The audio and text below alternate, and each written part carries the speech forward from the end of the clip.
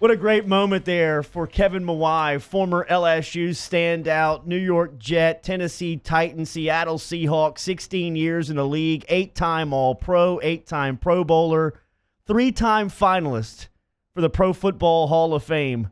He finally got the knock on Saturday night. That's what it sounded like. The visual is even better. He's now joining us here on Off the Bench on this Thursday morning to tell us about the experience. Good morning, big fella. Congratulations. Good morning, guys. Man, thank you so much. And it's awesome to be with you guys and be able to share this with you. How was that experience? Because you've done this before. You've been at Super Bowl weekend. You've been awaiting the knock. You've been in the hotel room with the family, and it has not come. What happens when it did get there? Oh, you guys saw the video, the pure emotion of it. And it was the longest out of the 3 years. This felt like the longest wait, just because there was so much hype leading up to it, and we just really felt like this was going to be the year. And then there was a moment in that time where I was waiting where I had this feeling that I'm not going to get in. It's not going to happen this year. And I told my wife that. And, I kind of put my phone down, just kind of took a sat down and put my head between my legs for a minute. And then as soon as I rested and the knock came, and man, I've been on a whirlwind ever since. I'm still floating on cloud nine and just trying to come to grips with it and just understand the magnitude and significance of what this game is. How about this? 241 games played, 238 starts, all rookie team, 8-time Pro Bowl, 7-time first team All-Pro, 1 second team All-Pro. I mean, that means 7 times the best center in the entire NFL. No one better. Kevin, at what point did you, like during your career, when you were playing, did Hall of Fame, did that stuff start to cross your mind? Like at what point did you kind of look like, oh my God, dude, I might be a Hall of Fame player? Yeah, I never really thought about it as I played. It wasn't until the end of my tenure at the Jets where I'd made my 6th Pro Bowl, and one of our beat reporters, I believe it was Rich Domini, kind of mentioned it to me, and I never really gave it any thought, but that caused me to really research the history of the game at my position group and see how many guys were there. At the time, I think there was 4, maybe 3 centers in modern-day history. Jim Otto, I think Mike Webster and Tingle Hoff, maybe there was somebody else. And then eventually Dwight Stevenson got in and Damani Dawson. And you kind of stack your numbers up to those guys and see where you compare. And then I went to Tennessee and just really didn't think about it. You go play ball to play ball. You don't think about it in terms of if I have another great year, it's another stack of in the Hall of Fame. Talking to Kevin, but it was just one of those kind of deals, man. I didn't think about it. I just played ball and it happened, but I'm excited about it.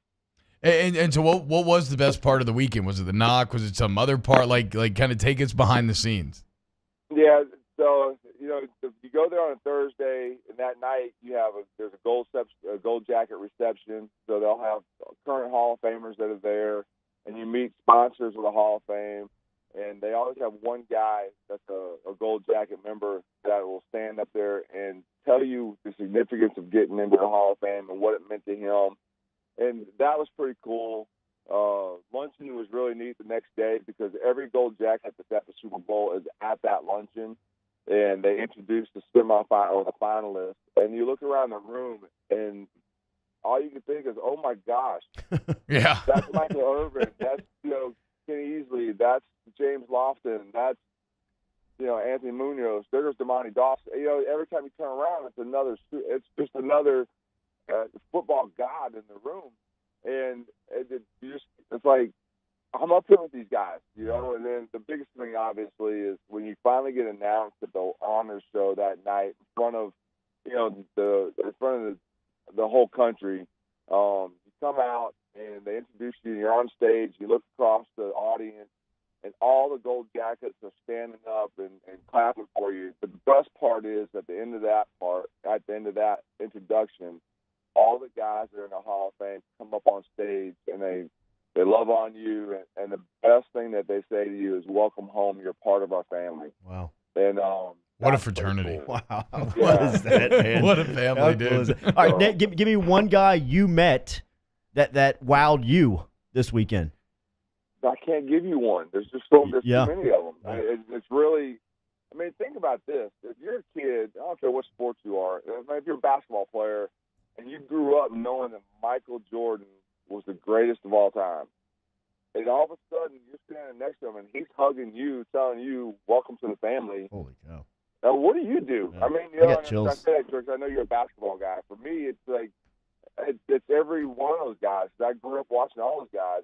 Darryl Green's one of my favorite players because he's the first player that I watched from draft through his entire career, and I played against him. And I remember he's the first player as a young football player that I watched the draft and said, "Man, that dude's awesome." He's like ran a 4.23 or something like that at the combine, and I got to play against him. I was sharing the field with the guy, and it's like, "Hey, Big Kev, what's up?" You know, I'm like, man, he's talking to me like I'm one of him. You know, and it's incredible.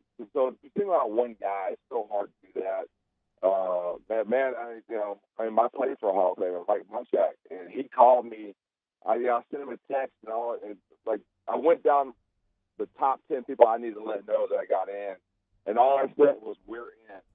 And Nice. he called me right before the awards show that night. He goes, "What do you mean we're in?" I said, "We made it. We're in the Hall." And he goes, "That's what I thought it meant, but I had to call and find out." You know, and so that was pretty cool. That's cool, man.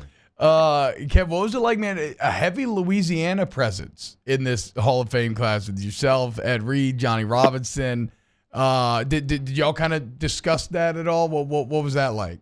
Oh no, we absolutely discussed it. You know, I mean, the biggest conversation was if we pulled off the trifecta with Alan Faneca getting Wow, in for that'd be LSU. fantastic. That would have been huge.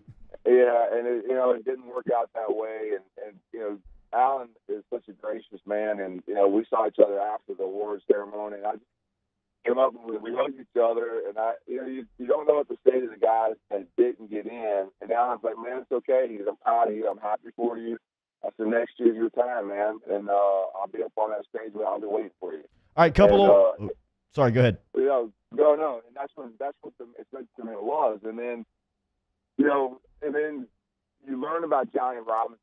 So I'm pretty astute to LSU's history and the guys that came before me, but Johnny Robinson was one guy I never heard of, and because he was always overshadowed by Van Buren and Billy Cannon and all those names. And so when I got to hear his story and how good of a player he really was, you just kind of go, "Wow, that is amazing." And then to see Champ Bailey and Ed Reed and Ty Law like honor him for his accomplishments because they were DBs, they knew about him. That was neat. And then the biggest thing for us too now is the LSU, the Louisiana connection. Mr. Johnny's from North Louisiana. Well, he's from South Monroe, but he played at U High. And then Eddie Reed is from South Louisiana, where he played at Destrehan. And then I got the Central Louisiana cover from Leesville. And it's pretty cool because the entire state's represented. That is cool. LSU, our hometown, and none of us are from big cities. We're all from small town Louisiana, and that's neat. So Louisiana is well represented as we go into the Hall of Fame this year, and every one of us hold dear to our Louisiana ties, and that's pretty cool.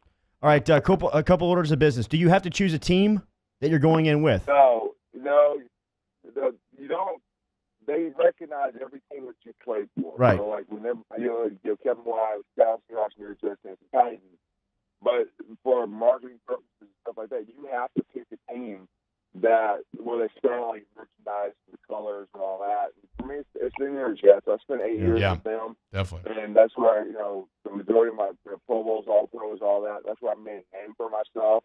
And I do recognize the other two teams. Seattle brought me there, and I wish they've been through two ownerships since I left. Tim Baring and then the late Paul Allen. There's nobody in the upper management that's there when I was there, so I really lost a lot of ties to the team other than a few people and teammates. And then the Tennessee Titans, I still believe myself to be a Tennessee Titan. I talked to Amy Strunk, the owner of the Titans, the other day, and just wanted to thank her, and she congratulated me. She said, "We want to be a part of your celebration, and we certainly recognize you as one of ours as well." And that's pretty neat when they're willing to do that. And so So, yeah, the New York Jets team that all my stuff will be green and white at the Hall of Fame. But I'm certainly proud of the fact that I played for the Seahawks and the Titans as well. And I know that this is something that you've thought about because you told me about it before the decision was made by the Hall to vote you in, that if you ever got the call or the knock that Tracy was going to be your was going to introduce you. You made that final on Monday. Just a little bit about that decision. Yeah, Tracy and I we met my freshman year in college. It was 1990, and we started dating. And we dated for 3 years, got engaged, was married at LSU, and we celebrated 26 years last May. And she's the one person in my life. And I love my mom and dad and my kids, and there's other people that have played a significant role in my life as a football player. But she knows me inside and out as a football player, as a husband, as a dad, as a friend, and I couldn't have anybody else do it for me. She knows every bump, bruise, broken bone, every complaint and gripe I've had against a coach or a teammate.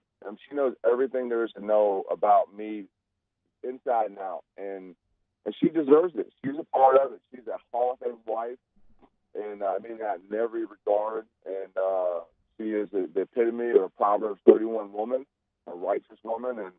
And man, she's my ride or die. And I could never have anybody else